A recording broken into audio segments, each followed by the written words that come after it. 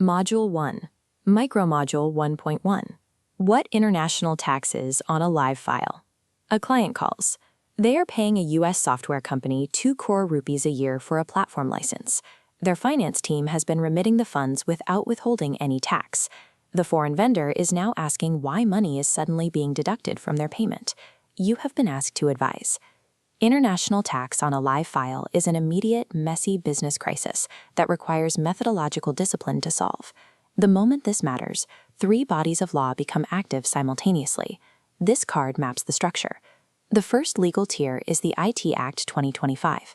This act creates the charge and defines exactly what is taxable. It dictates whether India has the right to tax at all, and precise parameters for how much. The layout expands to show the second tier. Below the Act sits the applicable DTAA, if a treaty exists. A treaty may reduce the tax charge, change its character, or shift the taxing right entirely to the other country. The final tier appears at the base. This is the BEPS and MLI overlay. The MLI acts as an invisible modifier to specific treaty articles. The physical text of the treaty you are reading may have already been legally altered. Attempting to advise by looking at any one of these frameworks in isolation leads to professional failure. Every cross-border file eventually falls into one of 5 specific situations, which we identify through a specific analytical move. This analysis follows a non-negotiable sequence that must be applied every time. The first step is to test the domestic law.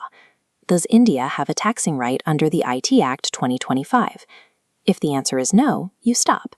The file is clean and requires no treaty analysis. If the answer is yes, you proceed to Step 2 to determine if a treaty reduces or reallocates that taxing right. Step 3 is to verify if the specific taxpayer qualifies to use that treaty.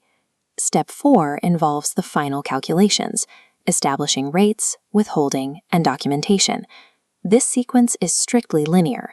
You cannot begin Step 2 until Step 1 has been successfully resolved. A common error is discussing treaty rates before testing the domestic act. If you find yourself discussing rates early, stop and return to Step 1. Skipping these steps breaks the architecture of sound legal analysis. The fourth layer is pricing, which dictates transfer pricing risks for related parties. The client often only asks for tax advice, unaware of the broader exposure. The FEMA penalty and the transfer pricing adjustment will arrive whether they asked for advice on them or not. Flag these non-tax risks explicitly in writing, even if you are not formally engaged to resolve them. Comprehensive issue spotting protects the client's capital and your professional reputation.